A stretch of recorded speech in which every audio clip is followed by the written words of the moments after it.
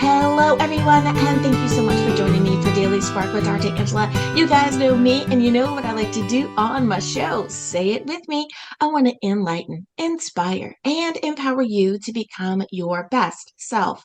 Now, scripture reminds us that the tongue is a small thing that makes grand speeches, but a tiny spark can set a great forest on a fire. And that's what we want to do today, not only about our topic, but about our guest. I'll be spending time today with Jeff Szur, founder and COO of Altitude Water.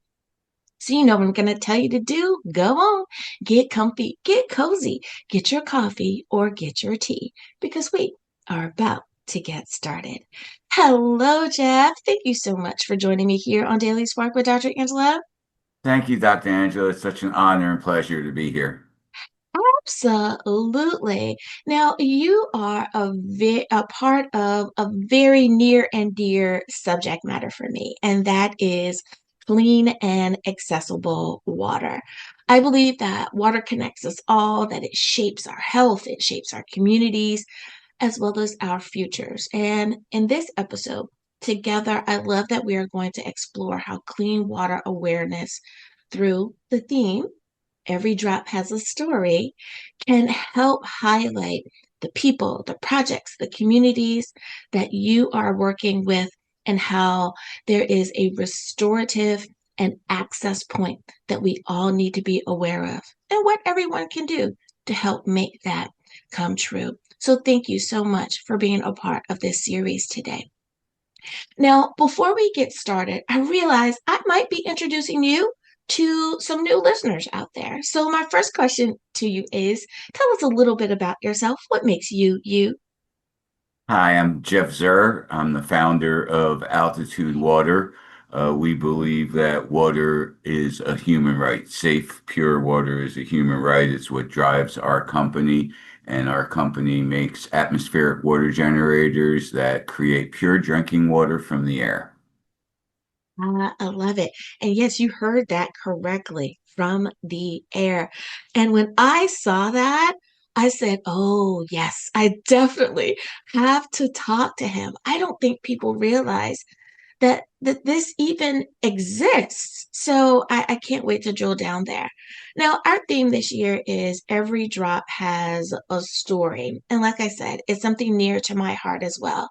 But when you think about clean water, what is the first story or the first moment that made this work personal for you? Well, when we started looking at industries my father and I were going to go into, we believe that water is more important than oil. And I think we're seeing that now, where bottled water costs more than a gallon of gasoline. Yeah. But uh, we had seen that we've basically kicked the can down the road. We went by the engineer's creed, which is the solution to pollution is dilution, which is taking all these nasty chemicals, throwing them into a body of water and diluting it down to a level that the government says it's safe to drink. And with that being said, the bottled water industry did a great job of educating us on how horrible our tap water is, and how much pollutants and hormones and PFAS chemicals and now microplastics are in it. But they failed to tell you that their solution was basically taking the same water, filtering it a little bit more, and putting it into a plastic bottle that is creating another environmental nightmare for our bodies and our planet. So we saw that nature, we totally believe that nature does things right. It's humans that mess it up. And if you look at the water cycle, evaporation takes water from a liquid form to a gas form and puts it up in the sky. And if we can condense that water, we're going to end up with pure water. Anytime water goes from a gas form to a liquid form, it's pure. So Mhm. we're basically tapping into an unpolluted reservoir. Now, most people will say, "Well, Jeff, the air is polluted as well." That's correct, but the gas form of water, the humidity does not pick up those contaminants. It's only when it's a liquid form, which is how we can get acid rain. The rain forms up in the cloud, the liquid form drops through the polluted clouds and picks up those contaminants. But when we're condensing it in our machine on the ground, none of those contaminants are there. You literally have about 5 seconds where the liquid water forms on our coil and then drops into our tank. So we found an aquifer that has been untainted by man, and by condensing the gas form of water into a liquid form, we have pure distilled water. Now we add minerals. We believe in adding minerals, add calcium, potassium, magnesium, about 40 other trace minerals to raise the pH to an 8.1.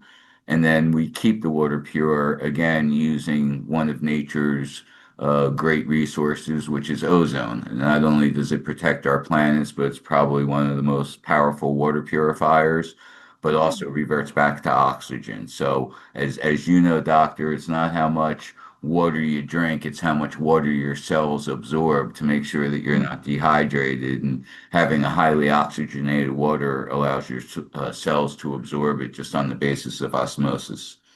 Mm-hmm. As you were talking, I could just picture someone thinking back to their science class and the teacher when we did that experiment Right. of how important that very step is. Thank you for that. It's Now, it's funny, right? In the seventh mhm, grade, for seventh grade earth science, and you realize right. that that's nature purifying our water for us. So I Mhm. appreciate that. Much of the work that you focus on is what many are familiar as the term water independence.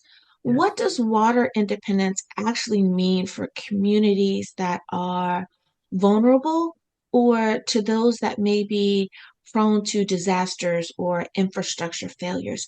Does it matter why they have it? But most importantly, what is it and how can we help?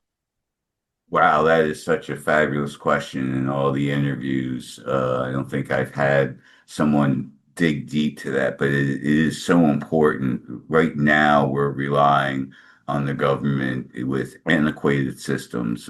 I mean, I Yeah. think Ben Franklin put it best all the way back then. He says, "You don't know the value of water until the well runs dry." Right. And unfortunately, we're not preparatory people, we're reactionary people.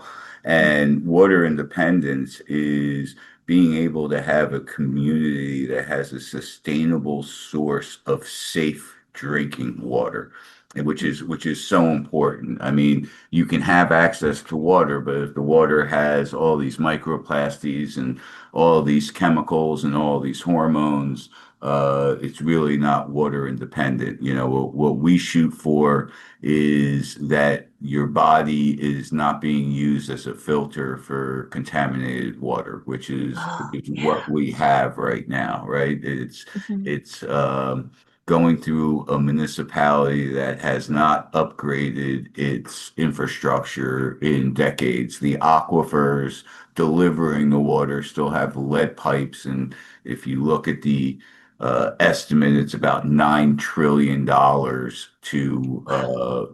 to fix all of our aquifers and to Mhm. replace the lead pipes. So it's not, and then it's not only the lead pipes, as you know, when you have water and it's sitting there, it wants to grow bacteria and Mhm. biofilm. So we have aquifers and pipes that used to be 9 inches that are now 6 inches from all of the biofilm and Mhm. contaminants closing that pipe. So uh, it, it's it really is. I love the way you phrase the question for community, because I think that that's one of the issues that we have as a society today. We got to get back to community, caring about the community and making sure our community is safe. And Mhm. when you can grab the people from the community with like-minded and trying to help, it is the only way to effectuate change. We Mhm. can continue doing things isolated and apart, but if the whole community is affected by the water that's being delivered, and unfortunately, you bring up another great point, is it's usually the low income Mm, communities that are put in this position. You know, you look at Jackson, Mississippi, and what happened there with the flooding of its municipal sources. So uh, it is so important for us as a community to come together with the things that are important that affect our family and affect our health, that as a combined unit to say, what can I do to help this? And again, we're not as concerned with the water that's going into your toilet or your washing machine or things of that nature. We're more concerned with the water that's going into your body. So, you know, we believe that our technology delivers right to your home and an opportunity for water independence and to know where your water comes from. I mean, you know, as you said, mhm, water has memory. Uh, it's one of the most incredible things that nature has. And, you know, we have the same water on this earth as when God created this earth. So, right. you know, how we utilize this resource in the different uh, ways that nature provides it to us is important because up until now, we haven't invested any money into municipal water infrastructure or how to get rid of these chemicals without contaminating our aquifers. Mm-hmm, mm-hmm. Oh my goodness. Yes. And I can just imagine that someone's going, "Oh my goodness, I forget about the sludge." Right? So if we worry about the sludge, the cholesterol in our own bodies, we need to worry about the buildup in our communities as well, and make sure that was such an image for me of, oh my goodness, we're operating on old, outdated, and it's just not good. Everything that we have needs to be updated so that it can be its best, especially Right? when it comes to our water. So I And love when that. it's being updated, if you can have a source of safe water that's going into your body, Yeah, that's so important. I mean, we've turned into a pharmaceutical country, right? There's a pill for that. yeah, Everyone has a pill for that. Well, you know, we have all of these birth control pills with estrogen, and you have so much estrogen in the water because, as you know, yeah, doctor, 90% of those pills are urinated out of our body. We only yep, retain about 10% yep. of whatever we're trying to take. So we have fish that don't even know, you know, whether they're male or females because of the amount of estrogen in our water. Right. So Yeah. And we hear that on the news every now and again. They will do some type of update, usually around that 5 o'clock news, that first run. And right. it's, hey, do you know what's in your drinking water?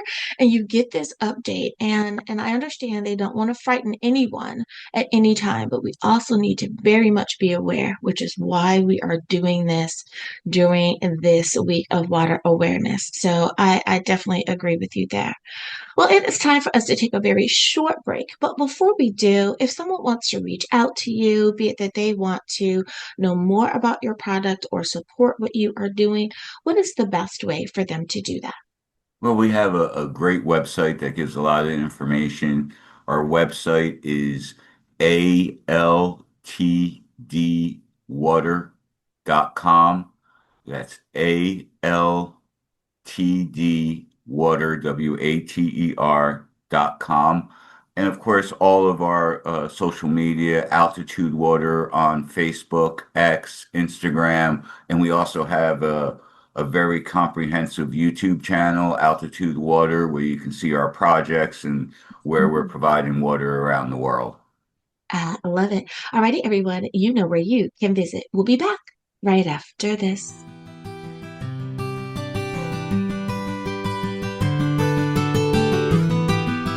And we are back. Thank you so much for joining me for Daily Spark with Dr. Angela. I'm your host, Dr. Angela Butchester.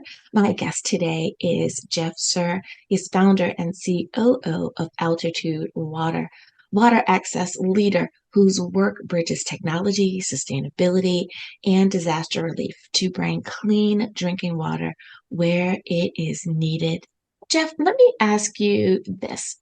you guys have deployed solutions in places like Maui, Colombia, Costa Rica.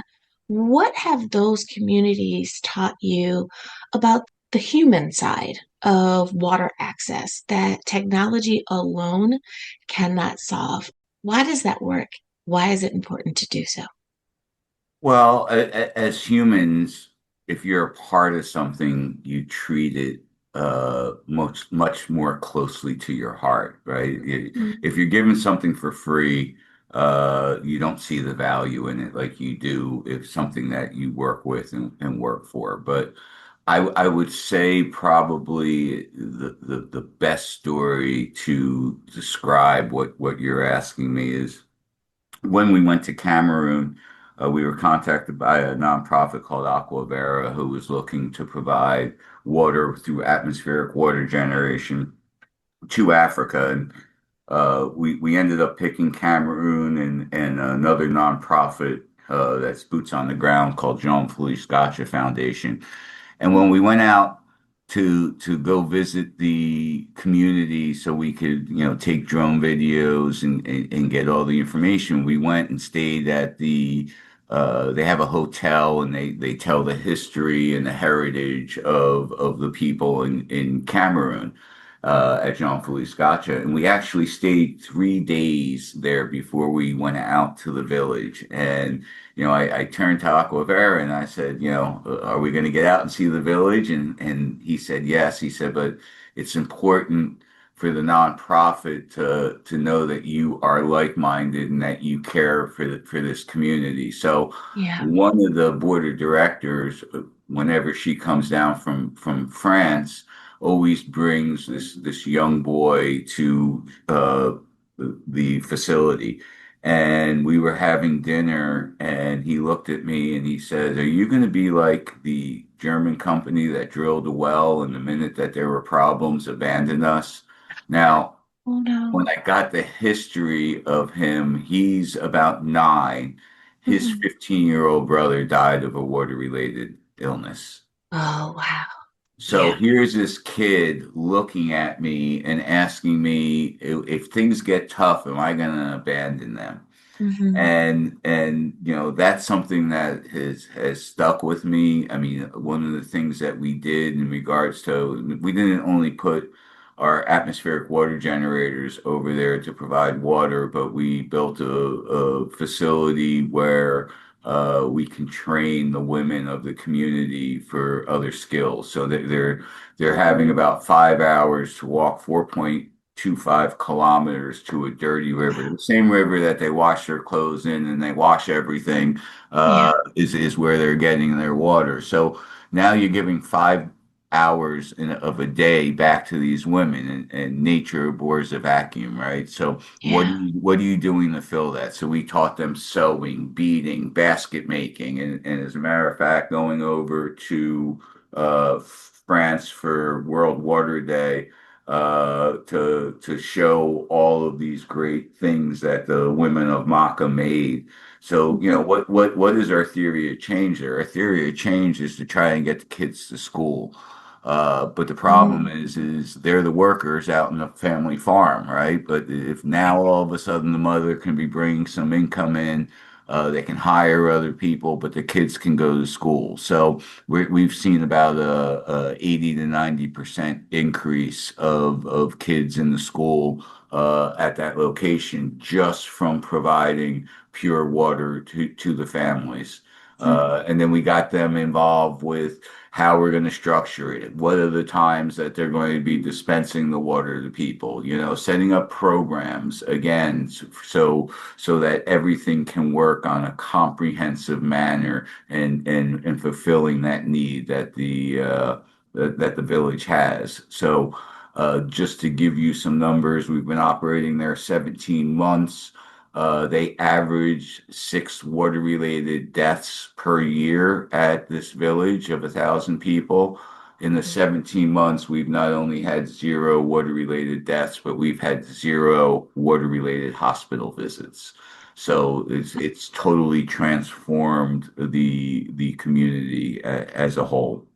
Oh my goodness. And I know here in the States, we have a tendency to forget how blessed we are Oh, and that yes, we yes, don't we worry do. about those things. But to that village, I mean, Ah, you are the anxiety level has started to drop in every mother. Moms out there, you know you can relate to this. If you know that something is safe for your child or for your children, you're willing to breathe just a little bit better that amen. day. So, oh my goodness, that is definitely, as they say, doing God's work, and I firmly believe that this is so important.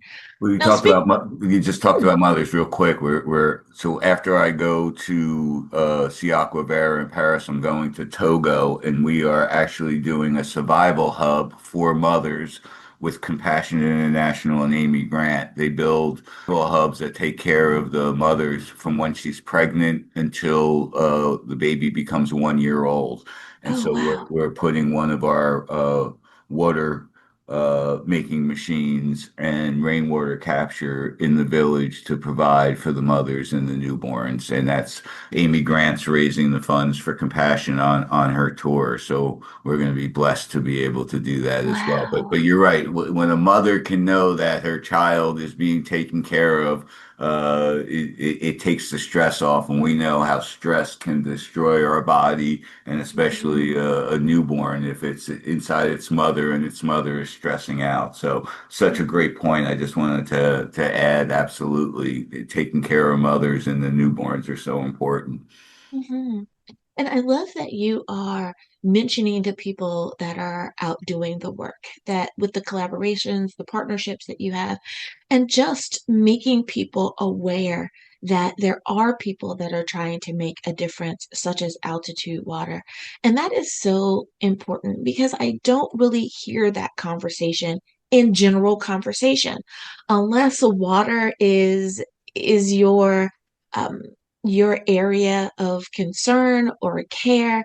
You don't hear that as much as perhaps we should, and how we should take care of this vital resource.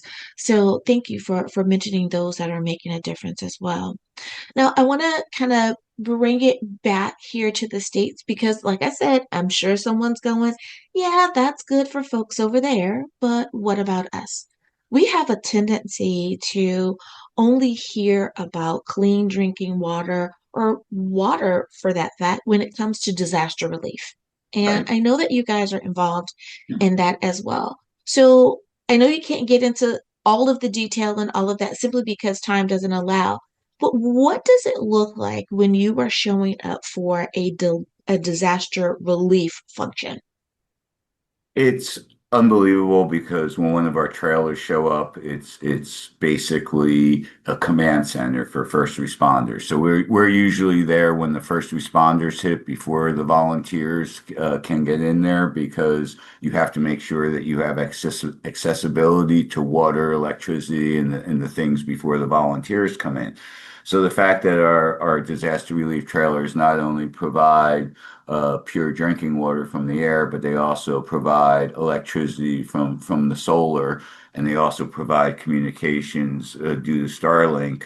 When our trailers show up, you have water, electricity, and communications. And just to give you a quick background on Asheville, right? Here we are in the States, and a hurricane hits the mountains of Asheville, something that Mhm. we could never imagine. One of the nonprofits that goes around the world with food trucks is a nonprofit called Grassroots Aid Partnership, and they're based in Nashville. So the disaster came right to their place, but Wow. their food trucks didn't get damaged, but they realized when they took the food trucks out, they didn't have water or electricity to get the trucks going. So combined with our disaster relief trailer in the firehouse in downtown Asheville, we started the day two, being able to provide 600 meals a day for people, and then combined 2 days later, over 1,000 meals and water for everyone that came to that facility. So, the standard operating procedure right now, disaster relief is one of the highest carbon uh, industries in the world because everything needs to get there quickly, and And Yeah. but when you can make water at the site and you don't have to keep shipping tractor trailer loads of bottled water to a location, 70% of the warehouse space is used for water because it is so big and bulky and heavy. So if we could change the standard operating procedure to capture all the water that's around us and provide pure water right at the source, we're saving our planet from the CO2 emissions of the trucks, but also ingesting all of this plastic waste from the bottles that are being shipped there as well. I love it. I love it. Jeff, thank you so much for coming on and spending some time with me here today. I know that our listeners today were so glad that they tuned in because they've learned something, and I'm so happy. Now, I've realized that there are going to be those that want to reach out to you. What is the best way to do that before I let you go? So if you go onto our website, there's a contact us. Our website again is altdwater.com. And on that, it's a contact us. It will come through to us. You can ask us any question, ask us, where you live, how well does our machines work, or any other questions as well. Again, we're also all on social media, on Instagram, which we've seen an explosion of followers. So we want to thank everyone that has been a part of that growth. In the beginning of the year, we had about a little under 1,000 followers, and we now have 17,000. So thank you to the community Wow. for following us and liking us. But you can get in touch with us on Facebook, LinkedIn, Instagram, X. And again, if you could subscribe to our YouTube channel, it's under Altitude Water.